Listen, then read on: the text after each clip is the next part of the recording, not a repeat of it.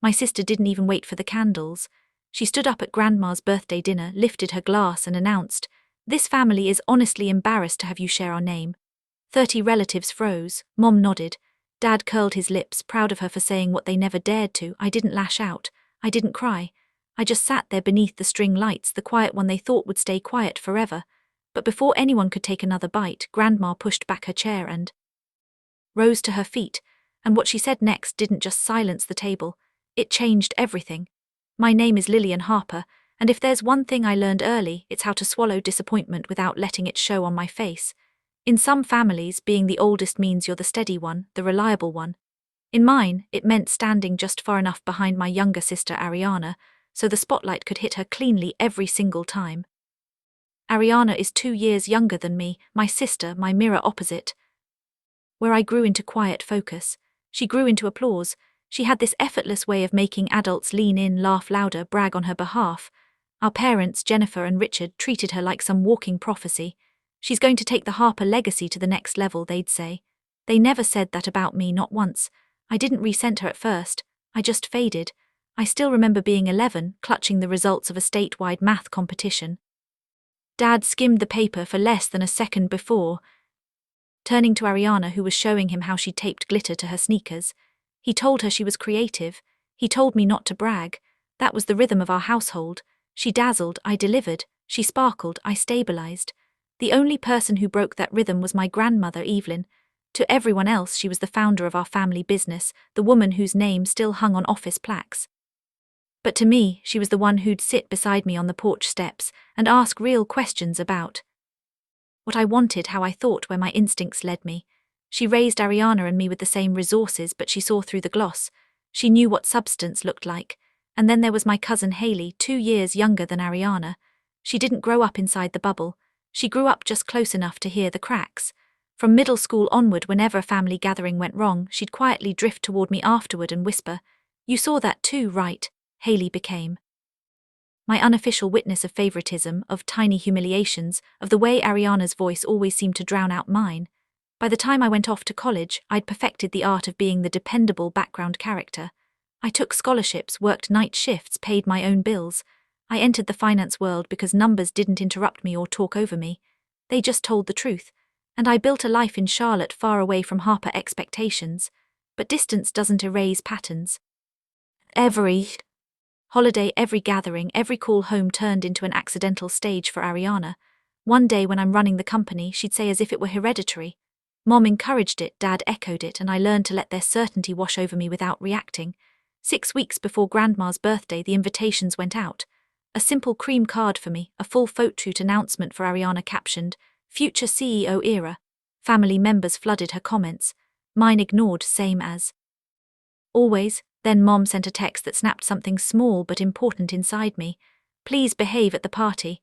As if existing quietly wasn't something I'd already mastered. 6 weeks before Grandma's birthday, the entire Harper family seemed to shift into performance mode. The group chat that usually sat silent for months suddenly lit up like a switchboard. Cousins I barely remembered started posting throwback photos with grandma aunts' coordinated potluck dishes, as if they were planning a state banquet. And right in the center of it all, Ariana, she uploaded a picture of herself, standing in the lobby of the family business headquarters, one hand on her hip, resting on the railing like she owned the building. Her caption, "Read stepping into the future," under it, heart emojis, clap emojis, comments from relatives calling her our rising leader. I read every comment like someone watching a parade through a window they weren't invited to stand at. My invitation had arrived on the same day, but mine wasn't posted online with a photo shoot. Mine came quietly handwritten by Grandma, slipped into a cream envelope. I saved it not for the event itself but for the part where she wrote, "It would mean a lot if you came."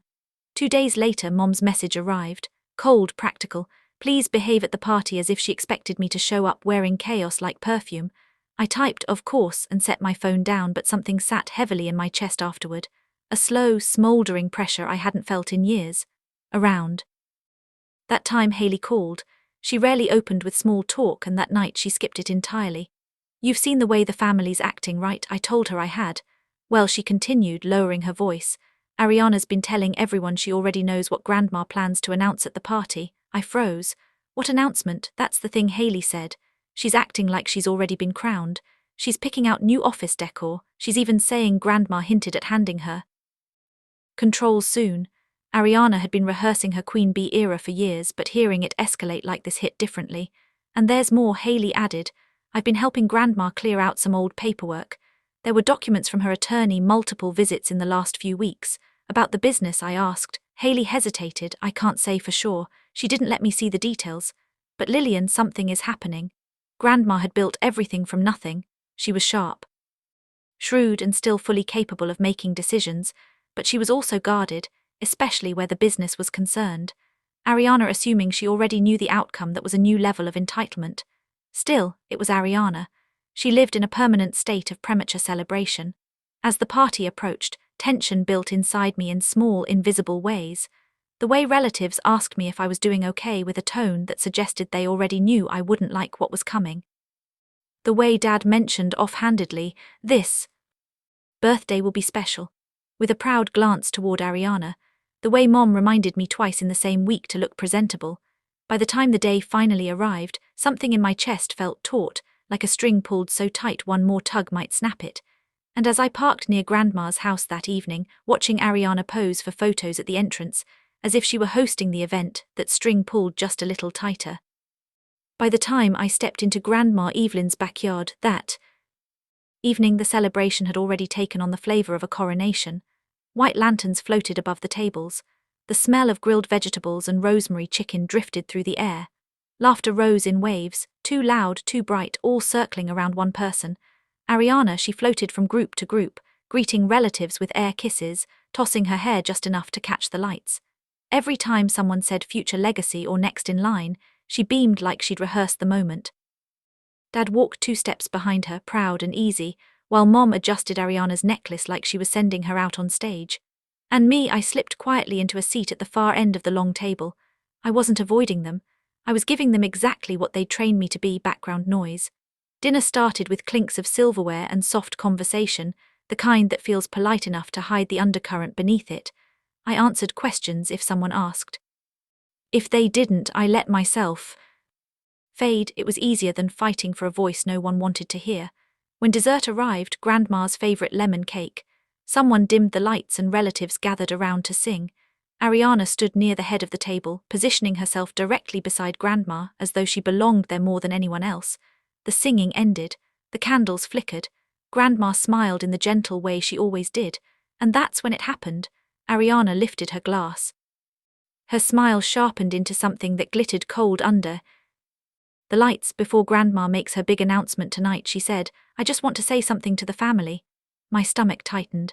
She turned to me, eyes narrowing with that sweet, polished cruelty she'd perfected over the years. This family, she said, voice steady and loud enough for every forks and knife to freeze, is honestly embarrassed to have you share the Harper name. A soft, stunned silence rippled across the table. Mom nodded, not hesitantly, confidently, like she'd been waiting for someone to finally say it out loud. Dad curled his lips into that familiar expression he used whenever he agreed, but didn't want to speak the agreement himself. For a moment the world narrowed to the clink of ice in nearby glasses, the smell of lemon frosting the burn behind my eyes. I lifted my wine more for something solid to hold than anything else. I didn't respond. I didn't flinch. I just sat there beneath the string lights, letting the humiliation settle into my chest like a weight I'd carried my whole life. But something inside me shifted, quiet, small but powerful. Not anger, not sadness, something steadier, resolve. Because in the seconds after Ariana's words echoed through the backyard, I noticed something no one else seemed to see. Grandma Evelyn, sitting in her wicker chair, had stopped smiling. Her hand rested beside her untouched glass. Her gaze was fixed on Ariana, not with pride, but with an expression I hadn't seen since childhood, a warning. And in that moment, for the first time all evening, I felt the string inside me loosen. Not because I was breaking, but because someone else had finally reached their limit first. For a moment no one moved. The backyard hung in a strange kind of silence, the kind where even the night insects seemed to pause, waiting. The candles on Grandma's cake flickered against the soft breeze, and every pair of eyes at the table bounced between me and Ariana, hungry for whatever reaction they assumed I'd finally break into. But I didn't move. I didn't give them the scene they wanted. Instead, the first sound that cut through the air was the slow scrape of wood against stone. Grandma Evelyn pushed back her chair, not abruptly, not shakily, deliberately, like a judge rising to deliver a verdict. She smoothed the blanket across her lap, touched the pearl pendant at her throat, and only then looked toward Ariana. The tension snapped like a taut thread. Ariana blinked, confused for half a second, then flashed a smile, bright, eager, desperate to pretend she still controlled the moment. "Grandma," she said, stepping closer, "I wasn't finished yet, I just thought before your announcement." Grandma lifted one hand. Ariana's voice died, the entire table stilled. When Grandma spoke, her voice wasn't loud, but it carried in a way that settled over everyone, firm and unshakable. "Ariana," she said, "sit down." A chorus of startled glances darted across the table. Grandma had never used that tone with Ariana in her entire life. My sister laughed lightly. "Fake nervous, Grandma, I was just sit." Grandma repeated down. The second command landed like a stone tossed into a still pond. A few cousins exchanged looks. Mom lowered her glass. Dad straightened in his seat, and Ariana, my polished, perfect sister, hesitated long enough for panic to flicker across her face. She sat. Grandma's eyes swept across the table until they found me. Something eased in her expression, then hardened again as she straightened her spine. "I've heard enough tonight," she said, "and more than enough over the last few years." Her gaze returned to Ariana, "and I will not allow cruelty to be passed off as confidence." Mom opened her mouth. "Mother, that's not what this is." Grandma cut her off with a sharp glance. "Jennifer, stop protecting what you refuse to correct." Mom froze, lips parted, stunned into silence.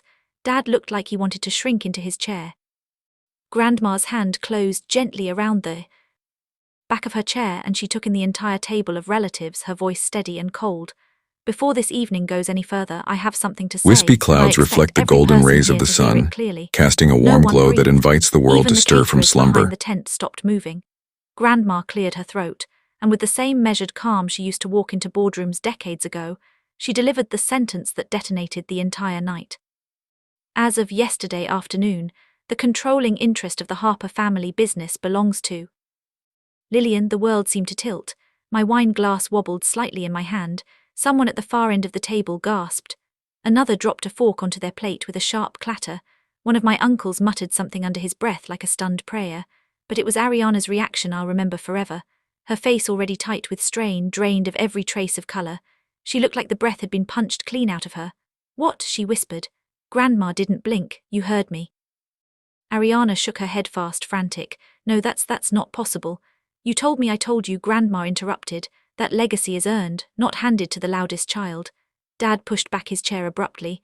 "Mother, be reasonable. Ariana has been preparing. Ariana has been performing." Grandma snapped. "And the two are not the same."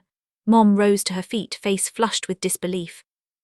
"This can't be legal." Nighttime in the sky offers a different kind of magic, where constellations weave tales of ancient lore, guiding the dreams of those who gaze upward with wonder. Every word landed The sky like a is not hammer. merely a Ariana backdrop, gripped the edge of the it is a table. source of No, inspiration this isn't and what announcement connection. were you even planning to make? That's what you wanted tonight to be. You said I planned. Grandma said to celebrate my 8 decades of life with the people I love. But then you created a moment of such profound humiliation for your sister that it made my decision clearer than ever. Ariana The stared infinite at her eyes, vastness filling reminds with us of fear, our place in first the real universe, fear. drawing us closer to Never one seen another like as we share the "This same isn't fair," sky, she whispered. no matter where we "Fair," are. Grandma repeated, "is not the word I'd use to describe how your sister has been treated for the last 30 years. Haley, sitting across from me, exhaled softly.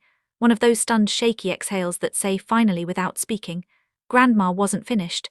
"In addition to the business," she continued, "the Raleigh house, the lake house, and the beach condo have also been transferred to Lillian." Mom's jaw dropped. Dad's knuckles turned white on the table edge. Ariana let out a sound halfway between a choke and a cry. "You gave her everything," Ariana demanded, voice climbing in pitch. "Everything." Grandma looked at her without sympathy. "Everything you assumed would be yours because you were treated as untouchable." Ariana pushed to her feet. "I worked for this family. I've put in years. Showing up to take photos is not the same as working." Grandma said, "Your cousin Haley has done more meaningful labor in a single internship than you have in your entire tenure." Haley's eyes widened. She hadn't expected to be called out either. Grandma continued, unwavering. "And as of this week, your father and mother are removed from the advisory board." Mom's hand flew to her chest. "Mother," Dad sputtered. "You can't." "I can," she said, "and I have." Ariana sank back into her chair, shaking. For the first time she looked small, really small. The relatives sat there in stunned silence, unsure where to look, unsure what side to take. Everything they'd believed about the Harper family hierarchy had just been crushed beneath Grandma's calm, decisive voice. Then Grandma turned toward me, and her voice softened in a way that made my throat ache. "Lillian," she said, "you are the only one who has ever valued what this family was built on: work, integrity, discipline. You never demanded attention or assumed power. You earned it quietly, consistently." I swallowed hard. She stepped closer, resting a hand on the back of my chair. "You deserve the seat everyone else tried to deny you." Ariana let out a quiet, broken sob. Mom whispered, "This will tear the family apart." "No," Grandma said. "Cruelty already did that. Tonight simply reveals it." She straightened again, the authority of decades settling back over her. "The future of this family," she said, "is no longer in the hands of entitlement." Ariana whispered my name like a plea. "Lillian, you can't let this happen. Say something. Tell her she's wrong." I looked at her, really looked at her. For the first time, I didn't see the golden child or the impossible standard I'd been measured against. I saw the truth, an adult who had coasted on praise so long she believed she was owed the world. "I'm not the one who created this moment," I said quietly. "You did." Her face crumpled. Grandma nodded once firmly, and the weight of her decision settled over the entire backyard like a final verdict. "That will be all," she said. "Now let's finish the cake." But the party was already over. At least for Ariana it was. 6 months later, the dust didn't just settle, it rearranged everything. The Monday after the party, I walked into the headquarters with the same quiet confidence I'd carried my whole life. Only now people actually saw it. The board welcomed me without hesitation. By the end of the week, Ariana's office was cleared out. By the end of the month, her name disappeared from internal reports altogether. Relatives who once praised her fell silent, unsure how to rewrite their memories. She tried finding work in the same industry, but reputations in this town travel faster than resumes. Doors closed gently, then firmly. The spotlight she'd lived in her entire life blinked out all at once. Mom and Dad faced the consequences of being removed from the advisory board. Financial strain, social fallout, the uncomfortable realization that their legacy wasn't as unshakable as they'd believed. Their calls to me shifted from indignation to guilt to quiet pleading. I didn't block them, but I didn't bend either. Grandma moved into my condo in Charlotte soon after. She wakes early, reads on the balcony, and beats me at cards just like she used to. Our home is calm. No performance, no hierarchy, just truth. For the first time, I am living a life that feels entirely mine. Some people say family is forever, but I've learned that only the parts built on respect truly last. I spent years shrinking myself to keep the peace. Years believing silence was the safest place to stand. But standing up for my own worth didn't break this family. It revealed what was already broken. Now the legacy I carry isn't about property or titles. It's about finally breathing without permission, finally taking up the space I earned, and finally understanding that blood means nothing without dignity. And if you've ever been the overlooked one, the quiet one, the forgotten one in your own family, trust me, you're not alone. Tell me where you're watching from and share your story below.